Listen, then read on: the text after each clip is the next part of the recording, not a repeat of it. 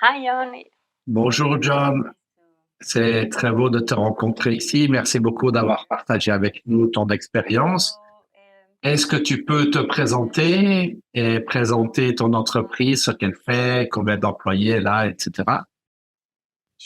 Oui, bien sûr.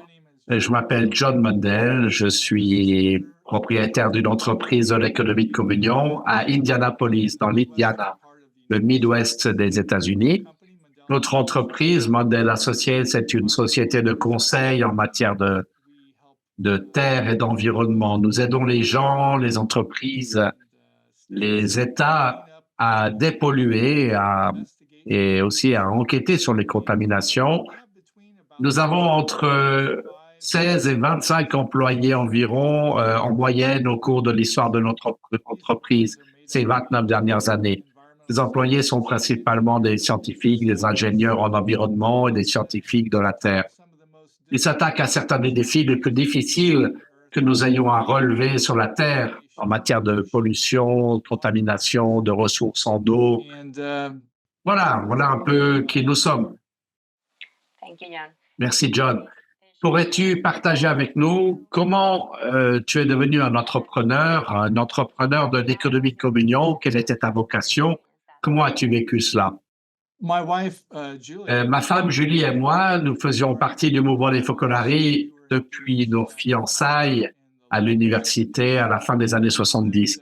Nous avions vécu ce style de vie des Focolari dans notre vie personnelle et familiale et nous l'avons adopté comme notre mode de vie, notre style de vie spirituel. Et nous avons été initiés à l'économie de communion lorsque Chiara Lubick est allée au Brésil en 1991 et quand tout a commencé. Je me souviens encore de cette première soirée où nous avons entendu parler de ce qui se passait au Brésil, de ce que nous appellerions la bombe qui y a explosé. L'idée de l'économie de communion, de rendre une économie juste et équitable et qui aide les personnes dans le besoin à devenir davantage ce qu'elles sont censées être. Ma femme et moi, nous étions vraiment très enthousiastes à l'idée d'entendre parler de cela.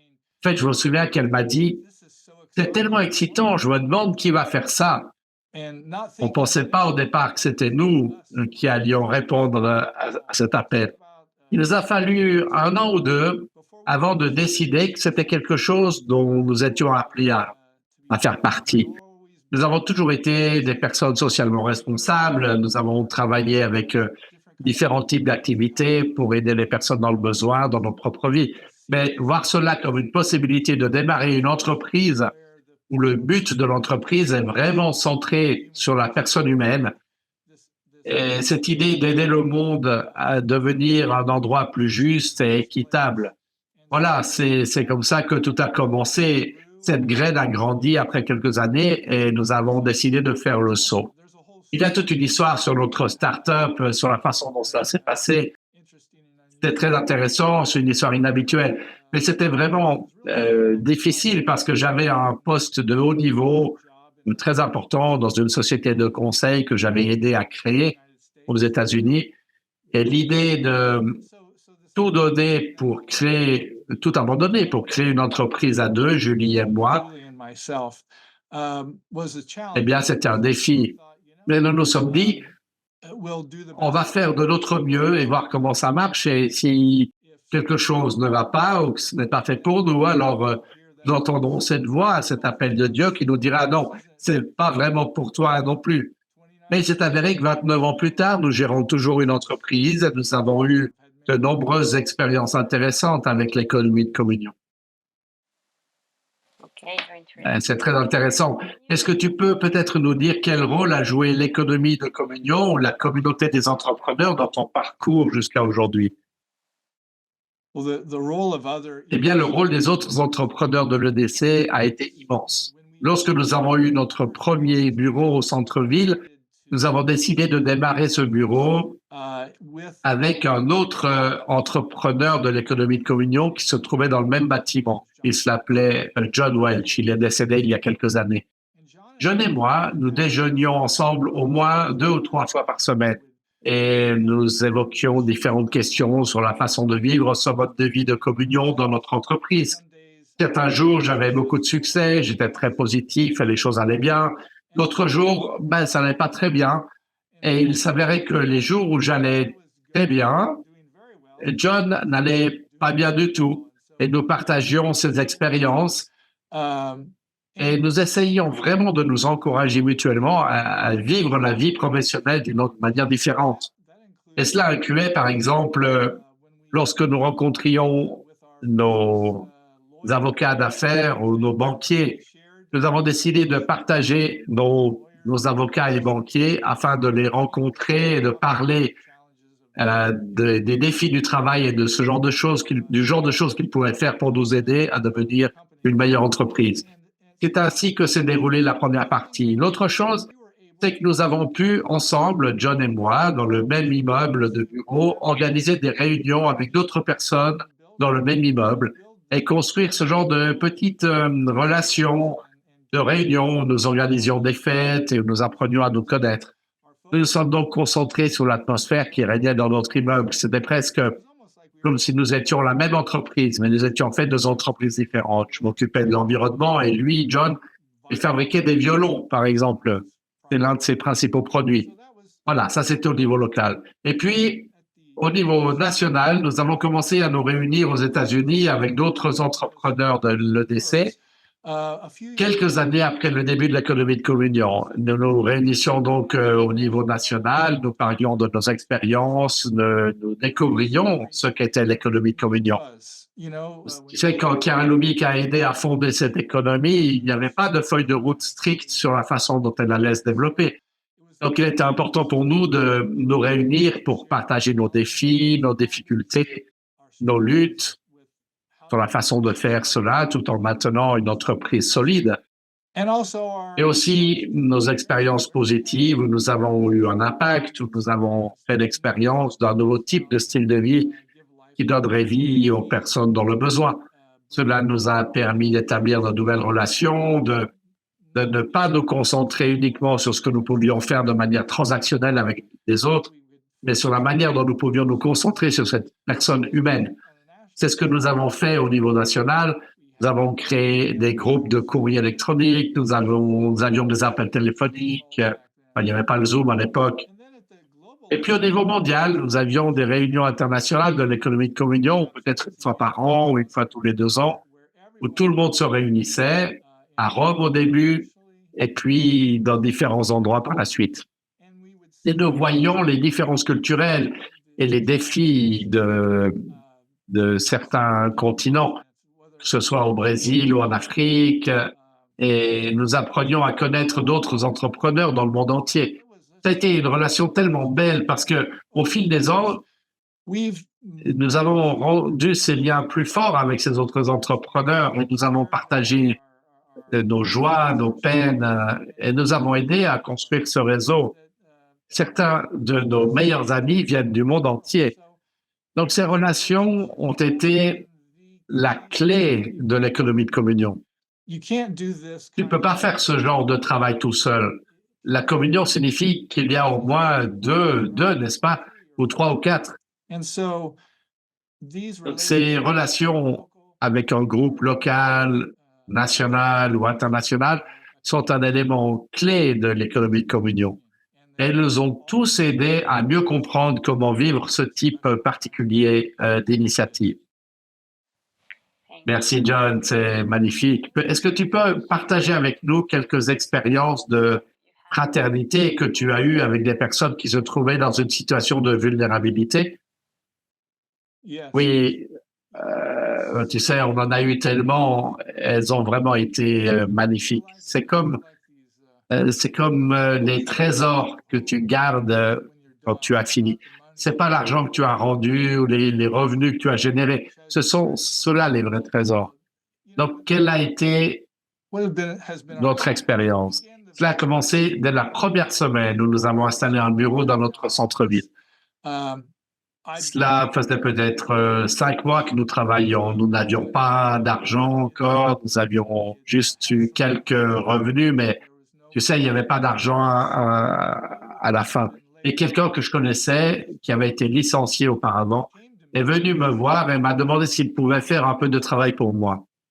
Et au début, la chose normale à laquelle j'aurais pensé était, ben, tu plaisantes, je viens de créer une entreprise, j'ai pas de travail à te proposer. Je dois me préoccuper de trouver du travail pour moi déjà. Mais j'ai réalisé qu'il s'agissait d'une économie de communion, d'une personne dans le besoin. Donc, même si c'était un professionnel, il était au chômage, il avait une famille avec des petits-enfants. Alors, j'ai décidé, je dois trouver quelque chose et lui payer quelque chose, même si je n'avais pas d'argent supplémentaire. Alors, pendant une semaine, je lui ai demandé d'examiner certains de nos fichiers informatiques, de trouver sur des feuilles de calcul, de travailler sur des feuilles de calcul en calculant divers scénarios de coûts pour notre entreprise et je l'ai payé alors que je n'avais pas vraiment d'argent à lui donner. Un mois plus tard, il m'a contacté et il m'a dit, je peux pas te dire à quel point ce petit encouragement m'a fait du bien. Et maintenant, j'ai trouvé un autre emploi. Ça, c'était la toute première expérience directe. Et puis, au cours de cette période, nous avons eu tellement d'expériences avec d'autres personnes, par exemple, en embauchant des personnes qui ont des problèmes d'alcool et de drogue pour faire certains travaux dans nos bureaux. Il s'agit de travaux d'électricité, de nettoyage ou d'aménagement paysager. Et l'expérience de s'impliquer dans la vie des gens quand on fait ça est très forte parce que, tu sais, les gens dans le besoin ne sont pas seulement des chiffres. Tu sais, tu peux dire, oh, ben, c'est si facile, je vais leur donner un travail, je vais leur donner de l'argent. Non, tu deviens intime avec les gens et tu comprends leur vie. Et tu comptes aussi tes bénédictions, le nombre de choses qui t'ont été données. Mais ce n'est pas facile. Parfois, c'est très compliqué avec les relations et les gens qui te laissent tomber. Il faut recommencer à zéro pour voir les gens d'un œil nouveau, etc. Nous avons vécu beaucoup de choses de ce genre. Nous avons également travaillé localement pour aider les sans-abri dans diverses situations. Nous avons travaillé en réseau avec d'autres organisations qui soutiennent les sans-abri au niveau local. Nous avons aidé à créer une entreprise locale avec l'un de nos stagiaires qui est venu travailler avec nous en été pour employer des femmes qui sortent de prison. Ce projet s'appelait Project LIA. Les femmes recevaient un emploi et parfois un endroit où habiter. Elles prenaient le recyclage, elles faisaient des matériaux en bois usagés. Elles fabriquaient des meubles de maison à partir de ces produits recyclés. C'était donc une autre occasion pour nous de faire connaissance avec des personnes sortant de prison. Et puis, nous avons aussi travaillé très souvent avec des gens du monde entier, d'autres entrepreneurs de l'EDC, travaillent au Brésil ou en Afrique. Et ils ont des projets que nous pouvons aider et soutenir, sur lesquels nous pouvons travailler ensemble. Ces relations, ces expériences avec ceux qui sont dans le besoin ont été vraiment très enrichissantes. Je me souviens d'une expérience en particulier. J'avais l'habitude de penser à ces gens qui se garaient sur le pas de ma porte au centre-ville, devant nos bureaux lorsque nous y étions. Et c'était des sans-abri. J'essayais de leur donner de la nourriture de temps en temps. Mais c'était aussi un peu pénible parce que ils avaient toutes leurs affaires devant nos portes. Ils allaient aux toilettes, sur les trottoirs. Il y avait les choses qui sont difficiles, vous savez. J'ai donc réalisé qu'il fallait que j'apprenne à les connaître, que j'apprenne leur nom, leur passé, leur histoire. Et en faisant cela, eh bien, j'ai tissé des liens. Et même si je ne pouvais pas nécessairement résoudre tous leurs problèmes, parfois je pouvais au moins les traiter humainement. Je pouvais leur offrir un endroit où dormir en dehors de nos bureaux. J'allais parfois manger dans un fast-food avec eux s'ils avaient besoin de manger.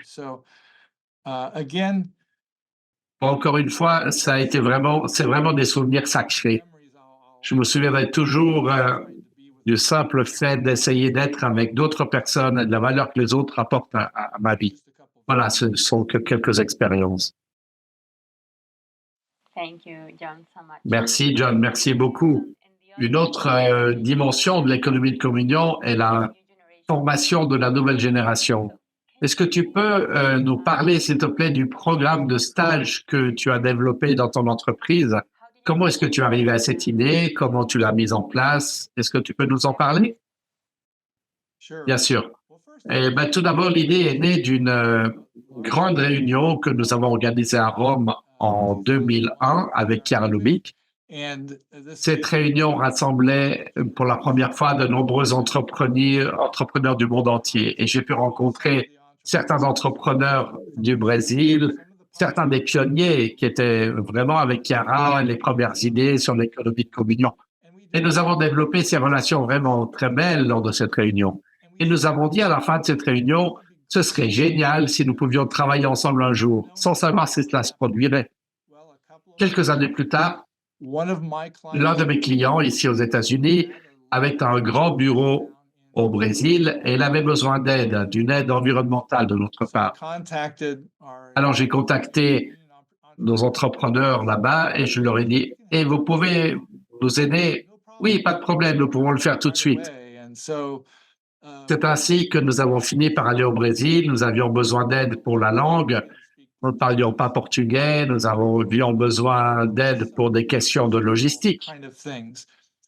À l'époque, il y avait un jeune au Brésil qui était au chômage et qui avait besoin d'un emploi. Alors nous sommes venus travailler avec notre client au Brésil. Nous avons engagé ce jeune pour nous aider et il a fait un travail formidable. En effet, il a fait un si bon travail que notre client a été stupéfait. Comment une entreprise américaine peut-elle venir au Brésil et se comporter comme une multinationale alors que nous n'étions qu'une poignée de personnes à l'époque? Eh bien, parce que cette jeune personne a fait un travail formidable en permettant à notre client d'économiser de l'argent, en traduisant les choses, etc. Ça a été notre premier stagiaire. À ce moment-là, nous avons dit à nos contacts au Brésil, il faut qu'on commence quelque chose. C'était une expérience formidable. L'année suivante, nous avons fait venir un stagiaire brésilien, un jeune ingénieur aux États-Unis, pour qu'il travaille dans notre entreprise, qu'il découvre l'économie de communion et l'environnement, parce que c'est ce que nous faisons, travailler avec l'environnement. Et cela a été une grande réussite. Elle est retournée au Brésil et elle a pu décrocher un emploi important dans une multinationale parce qu'elle avait acquis une expérience de l'économie de communion dans un autre pays. Du moins, c'était l'une des choses à faire. C'est ainsi qu'a commencé cette longue histoire de stage. Et depuis, nous avons eu chaque année entre 1 et 4 stagiaires qui sont venus dans notre entreprise pour acquérir une expérience de 3 à 6 mois. Ils ont découvert l'économie de communion, ils ont appris comment créer une entreprise, ils ont proposé leurs propres idées sur la façon de créer leurs entreprises, nos entreprises. Et cet échange culturel a été très riche. Après 29 ans, eh bien, ces stages ont commencé en 2003. Donc, nous avons accueilli plus de 80 stagiaires du monde entier dans notre entreprise. Encore une fois, il s'agit de certaines de nos relations les plus précieuses. Beaucoup de ces stagiaires ont continué à s'impliquer dans l'économie de communion, à créer leur propre entreprise et à travailler dans différentes sociétés. C'était une très bonne chose. Et nous avons aussi envoyé certains de nos jeunes des États-Unis dans différents pays. Mon propre fils, Danny, est allé en Espagne et en Argentine avec l'économie de communion. À son retour, il travaille maintenant pour Google. Google semble aimer les gens qui ont une grande expérience internationale. On ne sait donc jamais où ces relations nous mèneront, mais elles ont été très bénéfiques pour nous parce qu'elles nous ont aussi aidés à devenir une entreprise plus axée sur l'économie de communion. Quand tu fais entrer des jeunes dans ton entreprise, tu veux leur donner un exemple, n'est-ce pas? C'était comme, OK, nous faisons un meilleur travail pour vivre cela, en vivant cela. Et ils nous ont énormément aidés dans de nombreux cas. Merci. Quelle est ta perspective sur la relation entre l'économie de communion et l'écologie? Alors ça, c'est un sujet qui me tient à cœur parce que je suis impliqué non seulement professionnellement depuis 40 ans dans l'écologie, l'environnement et la planète, mais je travaille aussi depuis quelques années avec l'Église catholique au niveau international, mondial. Et je travaille pour une Église plus durable par le biais de ce que l'on appelle la plateforme d'action Laudato Si, qui est une plateforme numérique pour aider diverses organisations à s'inscrire pour devenir plus durables. Il existe un lien étroit entre l'économie de communion et l'écologie. Laudato Si, cette fameuse lettre encyclique du pape François parue en 2015, a rendu quelques points clés au sujet de la Terre. L'un d'eux est que nous devons mieux prendre soin de cette Terre. D'autre part, que nous sommes tous interconnectés et que nous vivons vraiment dans ce qu'on appelle une écologie intégrale, où il ne s'agit pas seulement de sauver la planète, mais aussi de sauver le monde entier, sauver tout le monde. Nous créons une planète où tout le monde s'épanouit, où tout a un impact sur tout le reste.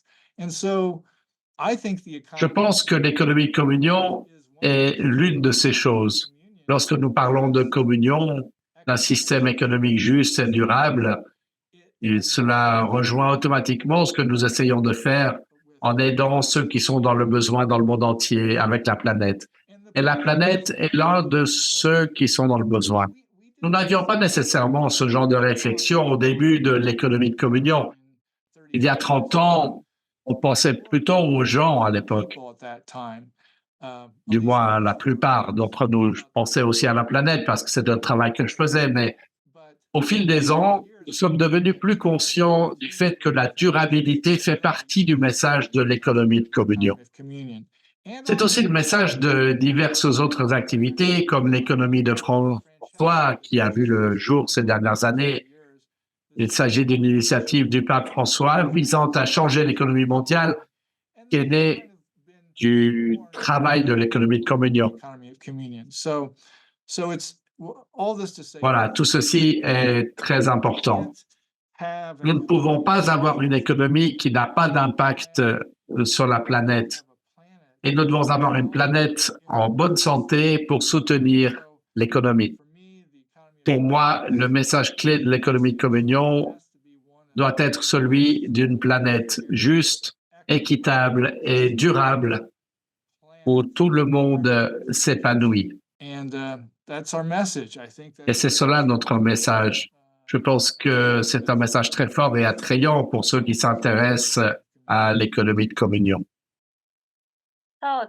John, une autre question. Après toutes ces années, comment définirais-tu l'économie de communion? Tu sais, tu viens de poser la question la plus difficile qui soit. Quand on te demande ce qu'est l'économie de communion, c'est quoi? Et je peux te dire que les premières années, j'ai vraiment raté cette question tout le temps parce que je n'arrivais pas à l'exprimer d'une manière qui rende les choses plus compréhensibles pour les gens, tu vois. Alors maintenant, ce que je dis, c'est, écoute, l'économie de communion n'est pas qu'une question de business, c'est un mouvement. Il implique des gens, des étudiants, des professeurs, des entrepreneurs, des personnes soucieuses de justice sociale qui veulent créer très concrètement une planète qui fait prospérer les gens qui s'y trouvent, les plantes, les animaux, la terre et les océans. Et ils veulent avoir une économie qui soutienne cela. Et tous ceux qui sont impliqués le font de différentes manières. Moi, je suis un entrepreneur, donc je le fais dans mon entreprise, là où je suis, aux États-Unis, dans la communauté locale. Il peut s'agir d'un éducateur ou d'un professeur aux États-Unis qui aime enseigner l'économie ou les affaires. Il peut s'agir d'une personne à but non lucratif qui se préoccupe des pauvres. Nous faisons tous partie d'une économie de communion. Et il y a beaucoup de milliers de personnes qui croient comme nous. C'est donc cela le but. Qu'est-ce que l'économie de communion? C'est la réalité concrète de la transformation du monde en un endroit rempli d'équité, de relations, qui ne voit pas de barrières, qui ne voit pas de différence entre les cultures. Il s'agit vraiment de créer une planète unique où nous sommes tous ensemble, nous sommes tous liés les uns aux autres, nous sommes tous conscients que nous sommes frères et sœurs. Je ne suis même pas sûr que ce soit une bonne explication, mais c'est la mienne aujourd'hui. Il ne s'agit pas seulement de business. Ça résonne, ce n'est pas beaucoup l'économie de communion. C'est beaucoup plus que cela. C'est un style de vie. C'est le style de vie que nous adoptons même dans nos familles, sur la façon dont nous dépensons, ce que nous dépensons, que nous choisissons de faire avec notre argent, etc. C'est beaucoup plus vaste. Ce que j'aime, c'est qu'il y a un mélange de théorie et de pratique. Nous avons des gens qui y pensent, qui publient sur le sujet, et nous avons des gens comme moi qui essayent de le vivre et de le mettre en pratique dans notre vie quotidienne. Et nous avons besoin de tout le monde pour rendre cela possible. Merci, John. Pour terminer notre entretien, j'aimerais te demander quel conseil tu donnerais à ceux qui commencent leur expérience d'entrepreneuriat dans l'économie de communion? Ça, c'est une très bonne question parce que j'aurais aimé avoir plus de conseils quand j'ai commencé. Quand j'ai commencé avec ma femme Julie, nous sommes arrivés avec notre passion, n'est-ce pas? Mais aussi avec une certaine expérience. Je travaillais déjà depuis un certain temps. Alors, voici un conseil que je donnerais à tous ceux qui veulent créer une entreprise ou qui y pensent. Numéro 1, essayez d'obtenir la meilleure formation possible et apprendre beaucoup de choses sur la chose que tu vas faire. Si tu veux vendre de la crème glacée, deviens la personne qui connaît le mieux la crème glacée. Si tu dois vendre des chaussures, deviens le meilleur vendeur de chaussures au monde. Alors, connais ton métier. Prends le temps de devenir bon dans quelque chose que tu puisses offrir au reste du monde. C'est la première chose à faire. Deuxièmement, il faut acquérir de l'expérience. Ne te contente pas de t'arrêter à une formation. Trouve une entreprise qui fait des choses que tu aimes faire. Pour moi, c'était l'environnement. Je suis donc parti pendant 15 ans. J'ai fait du travail environnemental. Cela m'a préparé à devenir entrepreneur parce que je connaissais très bien ce domaine. Et tes chances de réussite seront meilleures si tu as un peu d'expérience avant de te lancer dans une entreprise. Maintenant, les Steve Jobs, les Bill Gates et Elon Musk du monde entier vous diront « Non, tu n'as pas besoin de faire ça, tu peux juste te lancer et réussir. » Eh bien, il y a quelques rares personnes qui le font. Mais je dis toujours que l'expérience de la formation est un élément fondamental. Puis la troisième chose, demande-toi à quel point tu es passionné par la justice sociale. Parce que ce n'est pas nécessairement le chemin le plus facile au monde. C'est un défi, c'est frustrant, c'est triste parfois, mais c'est aussi joyeux.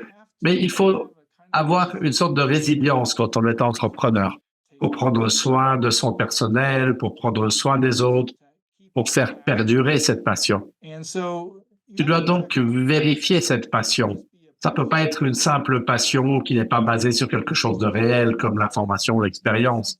Il faut que quelque chose brûle un peu dans ton âme. Mais je peux te dire, après les 40 dernières années, surtout les 29 dernières années avec l'économie de communion, il n'y a rien qui se sente plus tangible et réel et qui ait plus de sens dans ta vie que quand tu fais quelque chose chaque jour où tu as l'impression de rendre un impact, d'avoir un impact positif pour la planète. Ça peut venir d'un sentiment, d'une certaine croyance religieuse. Tu peux être quelqu'un qui croit en Dieu, qui pense que cela fait partie du plan que Dieu a pour toi.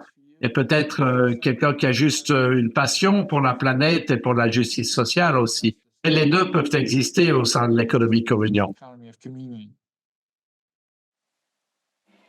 Merci, John, pour ta passion, pour tout ce que tu as partagé avec nous, aussi pour toute ton expérience. Merci beaucoup et on se retrouve prochainement.